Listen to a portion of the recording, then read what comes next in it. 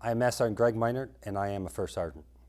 First Sergeant basically is the commander's right-hand man for all enlisted matters, because they realize that we're out there. We see that we have that day-to-day, everyday interaction, and we understand, and we can come back to him and give him that advice so he can make that sound decision. Go out a little bit further with that, I'm also responsible for taking care of our airmen, our officers, and our civilians. I want to be able, for the individual to be able to focus on their task at hand, their mission. Now when it takes away from their part is if they're having financial issues, they're having housing issues, they can't get a medical appointment. Now they're it's taken away from their concentration of the mission, and now they're concentrating on more of their personal things. So I can roll in there, step in and say, okay, what's the problem? If you find me sitting at my desk, I'm not doing my job.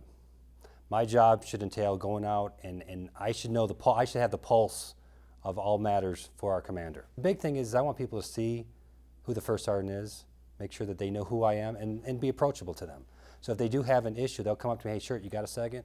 Be able to talk to them, yeah, come on, we'll talk. Any type of matters. That's how I'm going to find out the issues. You know, I love working with people. On my previous career field, I worked with a lot of officers and taking care of them as life support troops. So to me, it's just a second step of going on there and helping people. I wanted to be a First Sergeant ever since I was an A1C. Got in some trouble myself, had that good First Sergeant that was able to take care of me. When I saw what First Sergeants actually do and the positive thing of going out there and helping folks when you're in trouble and you need something taken care of, that First Sergeant comes in there, wraps her arms around you and to take care of you. You know, you have some long days, you come in early in the morning, you leave late at night.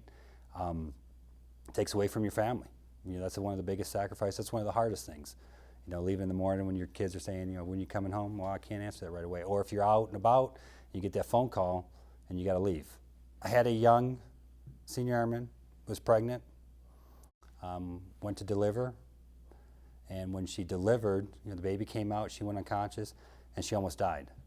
Now you have a distraught husband who doesn't know what's going to happen with his wife and his newborn, and you're sitting there talking to the doctors, making sure, is she going to be okay? They don't know. Okay, then you're notifying, you know, the family, you're talking to the command section, letting them know. And then I spent, you know, 12 hours at the hospital making sure that she was going to be okay until she got out of the woods. But then on the same thing is another one was taken to the hospital, thought routine pregnancy, and the baby's died. It's hard when you're dealing with a death in the family, death in the unit, you know, because everyone's going to look to you to lean on to help.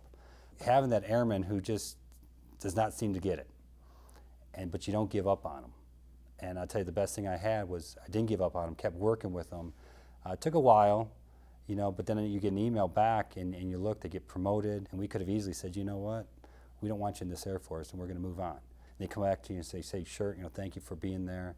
It meant a lot for us. Even family members coming back and thanking you for, hey, thank you for taking care of our son or our daughter in the time of need.